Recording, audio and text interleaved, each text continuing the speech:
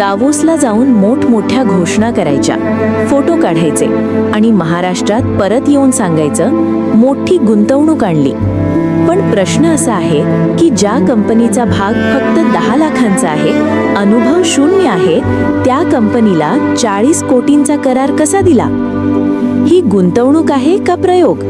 हा विकास आहे का धाडस की कुठल्या तरी ओळखीचा परिणाम? महाराष्ट्रात हजारो अनुभवी कंपन्या आहेत, वर्षानुवर्षे काम करणारे उद्योग आहेत. त्यांना डावलून एका नवख्या कंपनीवर एवढा मोठा विश्वास कसा ठेवला? हा विश्वास आहे की व्यवस्था? जनतेच्या पैशाचा व्यवहार आहे हा. 40 कोटी म्हणजे सामान्य माणसाच्या घामाचा पैसा. त्याची जबाबदारी कोण घेणार? दावोसच्या स्टेजवर टाळ्या मिळतील, पण महाराष्ट्रात उत्तर द्यावंच लागेल. हा करार पारदर्शक आहे का? प्रक्रिया काय होती? पात्रता काय होती? महाराष्ट्राला जाहिराती नकोत, हिशोब हवा आहे. धन्यवाद.